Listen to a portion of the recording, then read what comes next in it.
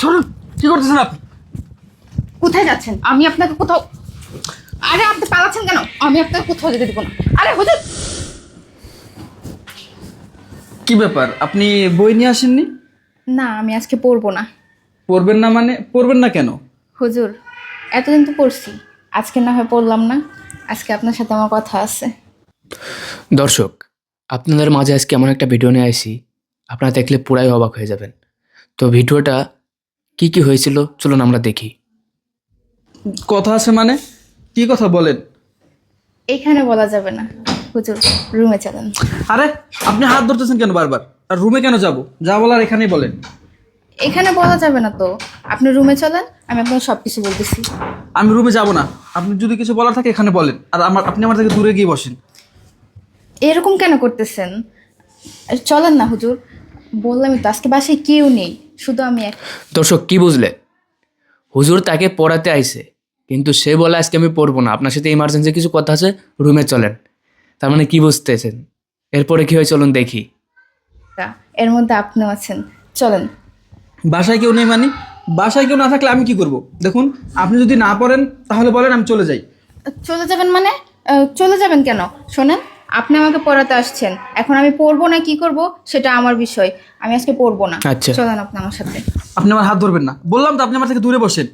দূরে বসবো কেন? হুজুর, চলেন না হুজুর। আরে আপনি আমার সাথে এরকম অশ্লীল ব্যবহার করতেছেন কেন?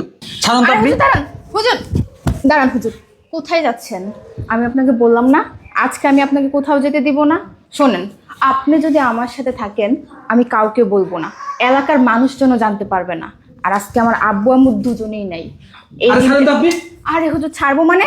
কেন ছাড়বো? আমি আপনাকে বললাম না আমার সাথে রুমে যেতে। শোনেন, আপনাকে ভালো ভালো বলতেছি, চলেন। দর্শক কতটা খারাপ হলে সে হুজুরের সাথে এরকম জোরাজুরি করে, মানে তাকে পড়াতে এসে সে তার সাথে জোর জবরদস্তি করতেছে, এটা কি কোনো কথা? কেউ জানতে পারবে না, বললাম তো। দেখুন, আপনি যেটা করতেছেন এটা কিন্তু একদম ঠিক হচ্ছে না। মানুষজন না জানলে কি হবে? উপরওয়ালা তো ঠিকই দেখতেছে। দেখুন, আপনি আমাকে ছাড়ুন, আমি এসব পাপ কাজ করতে পারবো না। আরে হুজুর, বললাম না কেউ জানতে পারবে না। আপনি চলেন, রুমে চলেন। আমি এসব পাপ কাজ করতে পারবো না। এই, রাখেন আপনার হাদিস। এত হাদিস শোনার সময় আমার নাই। আমার সাথে এখন আপনাকে রুমে যেতেই হবে, আমার সাথে থাকতেই হবে। চলেন।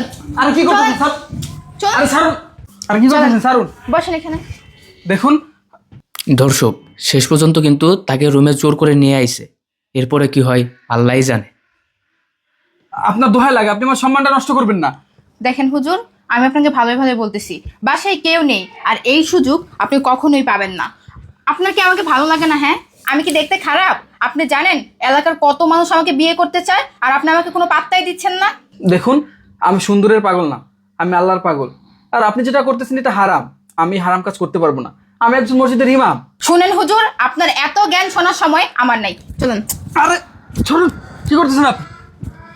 কোথায় যাচ্ছেন? আমি আপনাকে কোথাও, আরে আপনি পালাচ্ছেন কেন? আমি আপনাকে কোথাও যেতে দিব না। আরে হুজুর, হুজুর দাঁড়ান। হুজুর, হুজুর দাঁড়ান।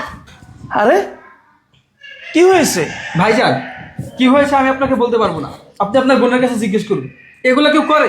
আমাকে যেতে দিন তো। দাঁড়ান হুজুর, আপনি কেন রাগ করতেছেন? আপনি রাগ করে কেন আমার বাসা থেকে চলে যাবেন? হ্যাঁ মিষ্টি, সত্যি করে বল, তুই হুজুরের সাথে কি করছস? কই ভাইয়া, আমি তো কিছু করি নাই। কিছু করস নাই মানে? এই তুই যদি কিছু না করিস তাহলে হুজুর কি এমনি এমনি রাগ করছে? হ্যাঁ হুজুর, আপনি আমাকে সব কিছু খুলে বলুন তো, কারণ আপনি অনেক দিন ধরে আমাদের মসজিদে ইমামতি করেন। আপনার সম্পর্কে তো আমরা ভালো করে জানি। আপনি খুব ভালো মানুষ, আপনার চরিত্র ভালো, আপনার চলাফেরা ভালো। তাই আমি আমার বাসায় আমার বোনকে আপনার কাছে পড়াইতে দিচ্ছি।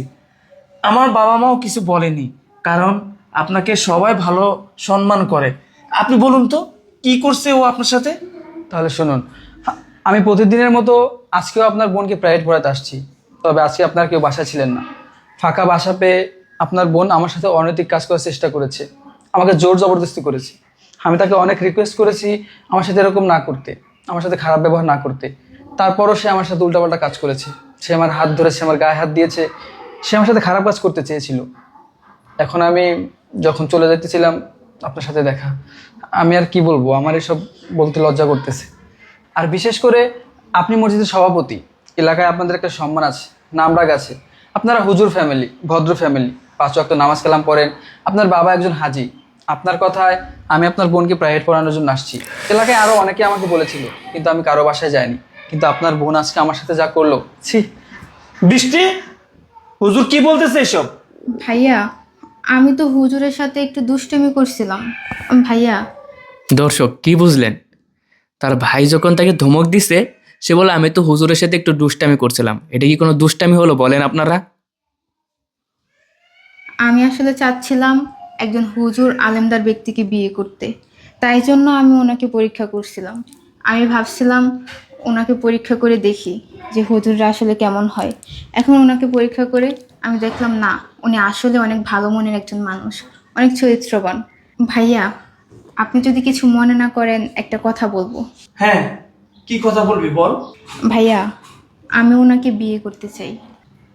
আচ্ছা, বৃষ্টি, তুই বললে তো হবে না, হুজুরের এখানে মত থাকা লাগবে। তুই যদি হুজুরকে বিয়ে করতে চাস, আর হুজুর যদি তোকে মেনে নেয়, বিয়ে করতে চায়, আমাদেরও কোনো আপত্তি থাকবে না। কারণ একজন হুজুর, একজন মাওলানা বা একজন কোরআনে হাফেজ যদি তোর জামাই হয়, তাহলে তো এর থেকে বড় কিছু চাওয়ার আমাদের নাই। হুজুর, যদি আপনি রাজি খুশি থাকেন আমার বোনকে বিয়ে করার জন্য, তাহলে আপনি আপনার ফ্যামিলিকে জানাতে পারেন। ঠিক আছে ভাইজান, আপনাদের দর্শক আসলে হুজুরের কাছে প্রাইভেট পড়তো যে মেয়েটা, সে হুজুরের প্রেমে পড়ে যায়। সে হুজুরকে বিয়ে করতে চায় এবং আলেমদার মানে লোককে বিয়ে করতে চায় সে। যার কারণে হুজুরের সাথে সে এরকম করলো, যাতে হুজুর মানে আসলে হুজুর কি চরিত্রবান নাকি নষ্টামি করবে এরকম একটা করলো, যার কারণে সে সুযোগ দিছে। তো আসলে আলেম তো আলেমই হয়, মনে করেন যে আলেম তো আলেমের মতোই, সে কি আর এসব পাপ কাজে জড়াবে? তো এরপরে কি হয় চলুন ভিডিওটা দেখি। বিষয়ে তো আমি সব কিছু জানি। আপনাদের ফ্যামিলি ভালো, আপনাদের পরিবারটা অনেক ভালো। আমি আমার মা বাবার সাথে কথা বলে আমি আপনাদেরকে জানাবো। আচ্ছা ঠিক আছে। আজকে তাহলে আসি, আসসালামু আচ্ছা, আলাইকুম। আর ওর আসার ব্যবহারে কোনো কিছু মনে করেন না, ঠিক আছে? আসলে ছোট মানুষ তো, ওর ভিতরে যে এই চাওয়া পাওয়া ছিল হয়তো আপনিও বুঝতে পারেননি। ঠিক আছে, তাহলে আসুন। আরে খাওয়া দাওয়া করে যান। না, অনেক সময় আসবে। আচ্ছা ঠিক আছে।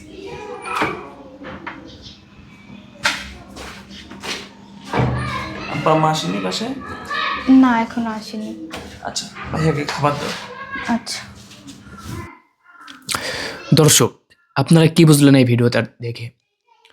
আসলে ভিডিওটা দেখে আমার অনেকই ভালো লাগছে। আপনাদের কাছে কেমন লাগছে জানি না, ভালো লাগছে দেখে আপনাদের মাঝে শেয়ার করলাম। তো এরকম নতুন নতুন গল্প পেতে আমাদের চ্যানেলটি সাবস্ক্রাইব করে পাশে থাকবেন। বিদায় নিচ্ছি আমি এসকে সাকিব। আসসালামু আলাইকুম।